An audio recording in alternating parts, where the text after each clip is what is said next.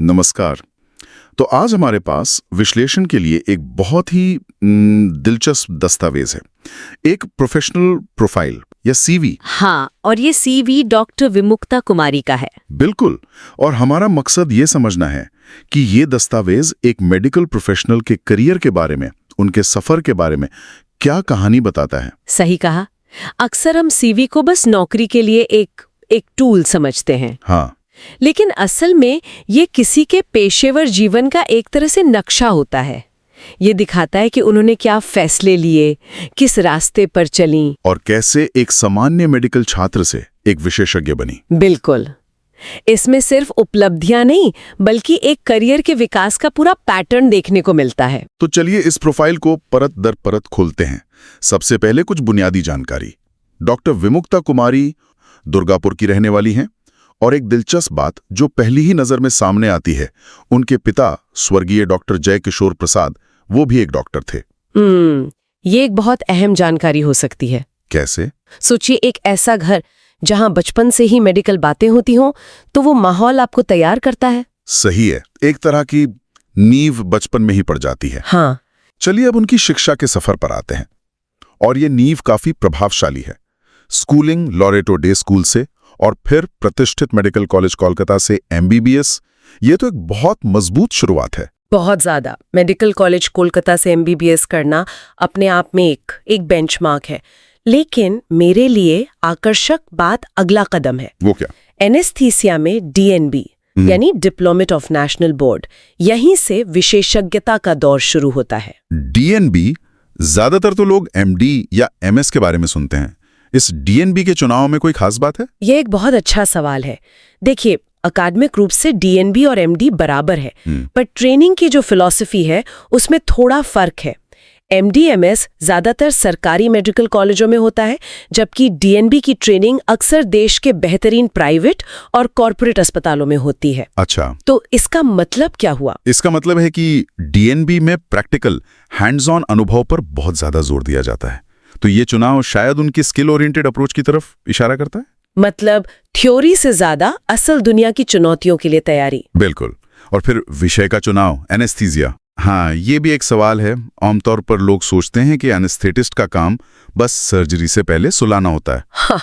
हाँ, ये धारणा उतनी ही अधूरी है जितना ये कहना कि पायलट का काम बस बटन दबाना होता है। सही बात है। एनेस्थेटिस्ट असल में ऑपरेशन थिएटर के कमांडर होते हैं। जब सर्जन काम कर रहा होता है, तब मरीज की हर सांस, दिल की हर धड़कन, ब्लड प्रेशर, सब कुछ एनेस्थेटिस्ट के कंट्रोल में होता है। बाप रे, मतलब बहुत ज्यादा दबाव वाला काम है। बहुत ज्यादा।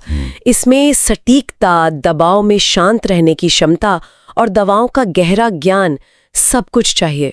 और उनका स्पेशलाइजेशन का समय देखिए, 2020 से 2023। एग्जैक्टली, ये महामारी का दौर था। हाँ, कोविड का पीक टाइम। जरा सोचिए, जब दुनिया घरों में बंद थी, ये आईसीयू में थी, वेंटिलेटर पर सबसे बीमार मरीजों की सांसें मैनेज करना सीख रही थी। ये किसी शांत माहौल में ट्रेनिंग नहीं थी, ये एक वॉर जोन में ट्रेनिंग लेने जैसा था। तो इस अनुभव ने तो उन्हें बहुत कुछ सिखाया होगा। इसने उन्हें सिर्फ एक डॉक्टर नहीं, बल्कि एक फाइटर बनाया होगा। तो चलिए अब उनके काम के अनुभव को देखते हैं। ये एक साफ कहानी बताता है। शुरुआत होती है मेडिकल कॉलेज कोलकाता में इंटर्नशिप से 2016-17। हाँ, जो कि एक स्टैंडर्ड स्टेप है।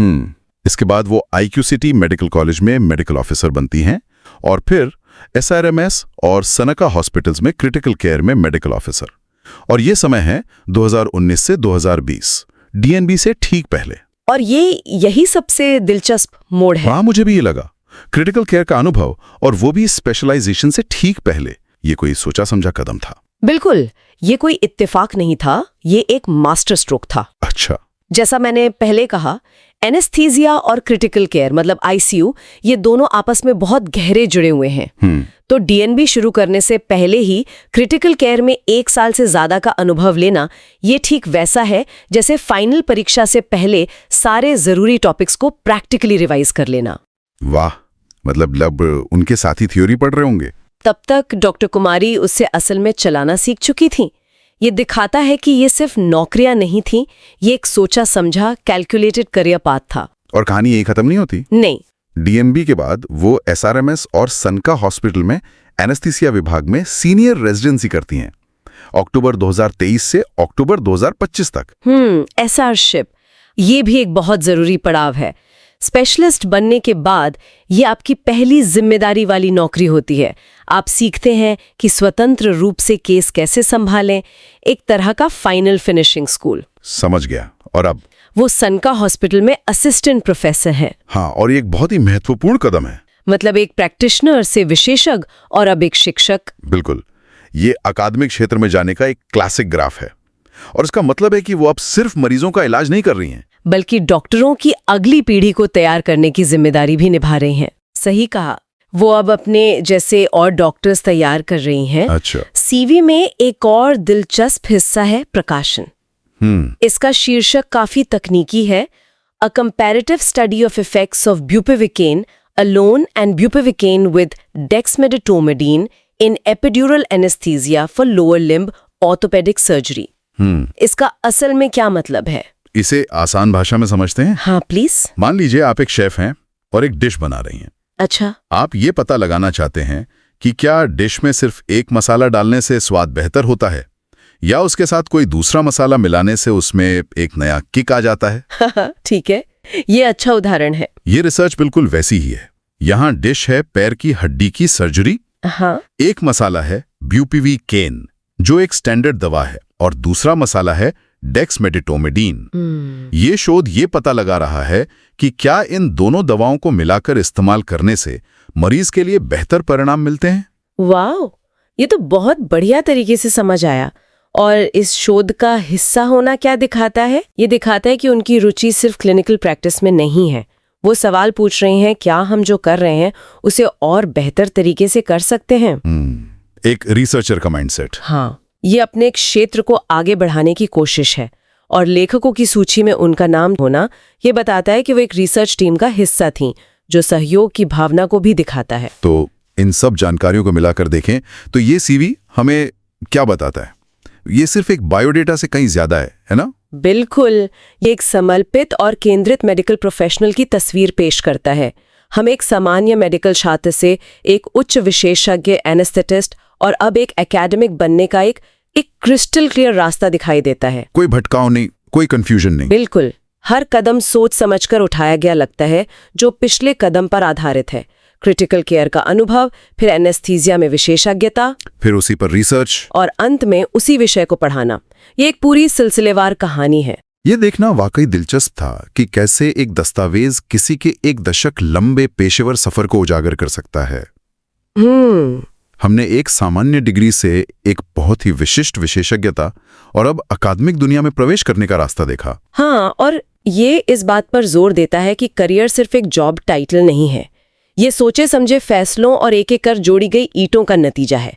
ये दस्तावेज हमें उस व्यक्ति के व्यक्तित्व या चुनौतियों के बारे में नहीं बताता, लेकिन ये उनके पेशेवर जीवन का एक स्पष्ट और प्रभावशाली खाका जरूर पेश करता है। बिल्कुल सही, ये उनके प्रोफेशनल कैरेक्टर को दिखाता है और ये हमें एक विचार के साथ छोड़ जाता है जिस पर सोचना चाहिए।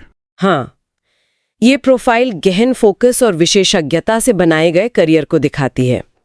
ये एक महत्वपूर्ण सवाल खड़ा करता है, अपने पूरे पेशेवर जीवन को किसी एक महत्वपूर्ण कला में महारत हासिल करने की उन्नीक शक्ति क्या है, और शायद इसके छिपे हुए समझौते क्या हो सकते हैं।